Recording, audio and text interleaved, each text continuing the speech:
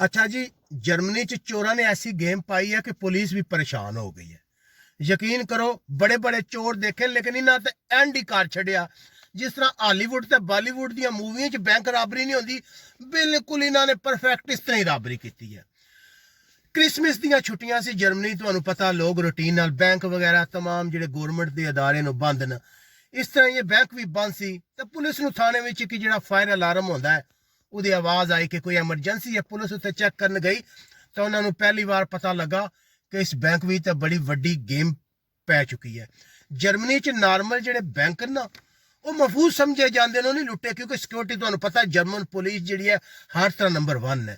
तो German police तो government की मौजूदगी इतनी बड़ी टकेती उन्हें तो पुलिस ने हैरान कर दिता।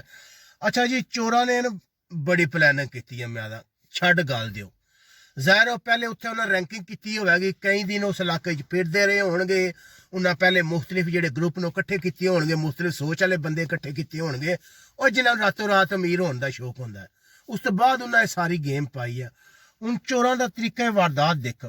पहले उन्हें प्लैनिंग की है कि क्रिसमस दी छुट्टियां होंगे, खामोशी होगी, कोई शोर नहीं होने लगा, साढ़े को टाइम जो बेशुमार होगा।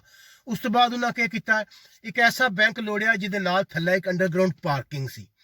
ਹੁਣ ਪਾਰਕਿੰਗ ਵਿੱਚ ਤਾਂ ਬੈਂਕ ਵਿੱਚ ਕੰਕਰੀਟ ਦੀ ਬੜੀ ਵੱਡੀ ਦੀਵਾਰ ਸੀ, ਉਹਨੂੰ ਹਟਾਉਣਾ ਜਾਂ ਡਰਿਲ ਕਰਨਾ ਕੋਈ ਆਸਾਨ ਕੰਮ ਨਹੀਂ ਹੈ, ਲੇਕਿਨ ਉਹਨੇ ਸਾਰਾ ਕੰਮ ਇਤਨੀ ਖਾਮੋਸ਼ੀ ਨਾਲ ਕੀਤਾ ਕਿ ਕਿਸੇ ਨੂੰ ਕਾਨੋ ਕਾਨ ਖਬਰ ਨਾ ਹੋਵੇ।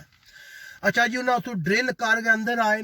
ਉਸ ਤੋਂ ਬਾਅਦ ਜਿਹੜਾ ਅੰਦਰ ਕੋਈ ਲਾਕਰ ਹੋਣਗੇ, ਕੋਈ ਤਕਰੀਬਨ 3000 ਦੇ ਕਰੀਬ ਲਾਕਰ ਹੋਣਗੇ, ਜਿਹੜੇ ਉਹਨਾਂ ਤਰੋੜੇ ਨੂੰ ਨਹੀਂ ਚੂ।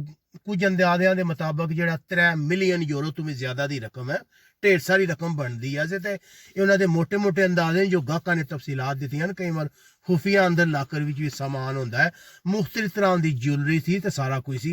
हुण तो पुलिस जिहड़ी है वो आई है।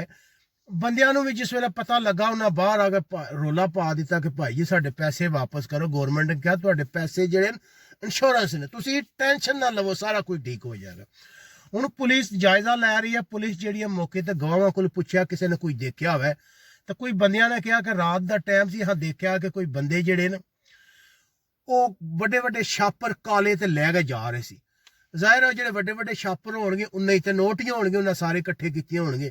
लेकिन अगर हालिया दुनिया की तारीख देखी जाए तो इतनी बड़ी डकैती तो बकायदा जिस तरह हॉलीवुड मूवियां होंदियां कि ड्रिल करके पैसों को कढ़ना तो किसी को कानों कान खबर ना होना, बल्कि अलार्म ही दूसरे तीसरे दिन वजया तो उन्हें पता लगा चोर उस तो पहले ही पैसे कढ़ के लै गए सी। हुण जर्मन पुलिस जिहड़ी उन्होंने लोगों को मदद की अपील की है, कोशिश कर रहे हैं। जर्मन कानून तो बड़ा सख्त, कोशिश करनगे कि जल्दी तो जल्दी चोरों को पकड़िया जाए, लोगों के पैसे वापस किए जाए। लेकिन जी चोरों ने गेम की है उतों ना पैसे कढ़े, फिर उन्हें एक गड्डी का इस्तेमाल किया, उस गड्डी च उन्हें पैसे मुंतकिल किए। जाहिर गल है जो चोर होंगे वो गड्डी पुलिस उस गड्डी तक पहुंचेगी, फिर अगू ना कोई होर गड्डी चेंज की होगी। उन्हें पूरा प्लान बनाया होगा कि किस तरह असा मुल्क तो फरार होना, कि करना, इस पैसे को किस तरह इस्तेमाल करना। क्योंकि नॉर्मल जो चोरी का पैसा होंगे तुम ज्यादा इस्तेमाल नहीं कर सकते, अगे पिछे वो सीरियल नंबर होंगे, सारा कुछ होंगे। लेकिन चोर इन चीज़ों तो चोर इन चीज़ों तो वाकफ सन। हम देखते हैं कि जर्मनी पुलिस कितनी जल्दी उन्होंने तक पहुँचती है। मजीद इस तरह दी हैरान ते परेशान कर देने वाली खबरां देखो अपने मेजबान परवेज इकबाल नाल।